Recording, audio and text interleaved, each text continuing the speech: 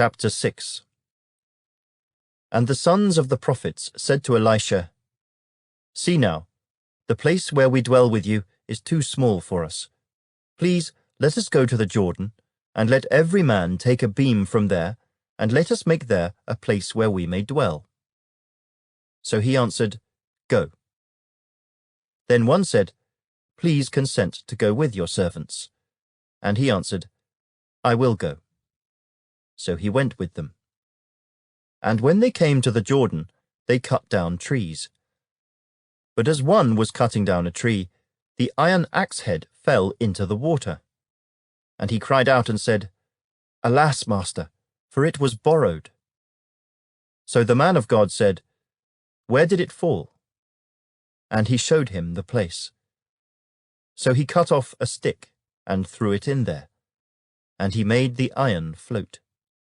Therefore he said, Pick it up for yourself. So he reached out his hand and took it. Now the king of Syria was making war against Israel, and he consulted with his servants, saying, My camp will be in such and such a place.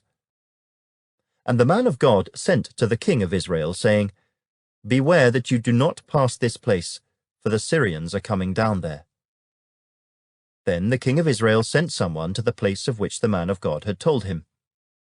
Thus he warned him, and he was watchful there, not just once or twice. Therefore the heart of the king of Syria was greatly troubled by this thing. And he called his servants and said to them, Will you not show me which of us is for the king of Israel? And one of his servants said, None, my lord, O king. But Elisha, the prophet who is in Israel, tells the king of Israel the words that you speak in your bedroom. So he said, Go and see where he is, that I may send and get him. And it was told him, saying, Surely he is in Dothan. Therefore he sent horses and chariots and a great army there, and they came by night and surrounded the city.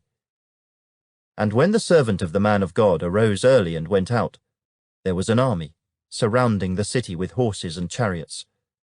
And his servant said to him, Alas, my master, what shall we do?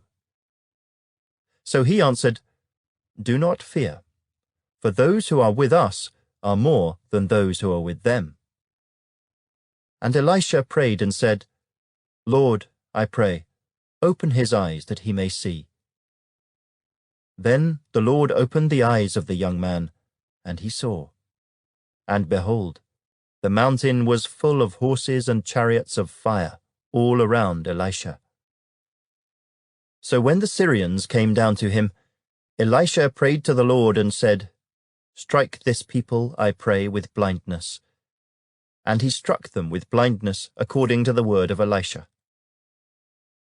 Now Elisha said to them, This is not the way, nor is this the city. Follow me, and I will bring you to the man whom you seek. But he led them to Samaria. So it was, when they had come to Samaria, that Elisha said, Lord, open the eyes of these men, that they may see. And the Lord opened their eyes, and they saw, and there they were, inside Samaria. Now when the king of Israel saw them, he said to Elisha, My father, shall I kill them? Shall I kill them? But he answered, You shall not kill them. Would you kill those whom you have taken captive with your sword and your bow? Set food and water before them, that they may eat and drink and go to their master.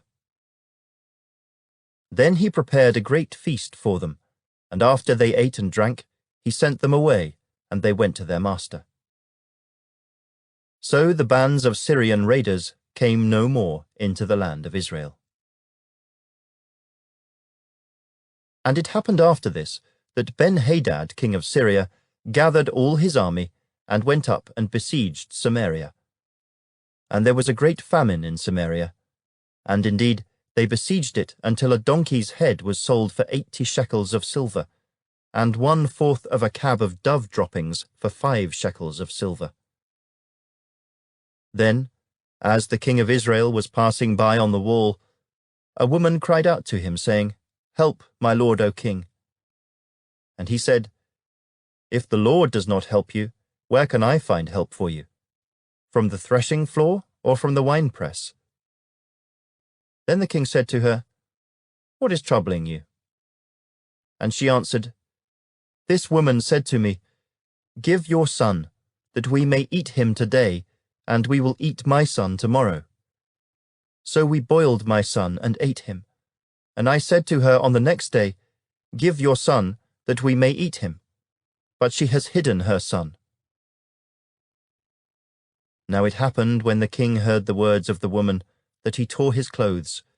And as he passed by on the wall, the people looked, and there underneath he had sackcloth on his body. Then he said, God do so to me and more also, if the head of Elisha the son of Shaphat remains on him today.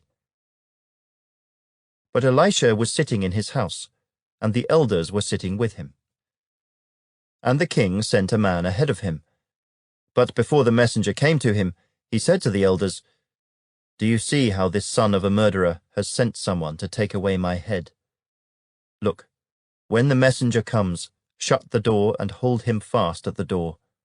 Is not the sound of his master's feet behind him? And while he was still talking with them, there was the messenger coming down to him. And then the king said, Surely this calamity is from the Lord. Why should I wait for the Lord any longer?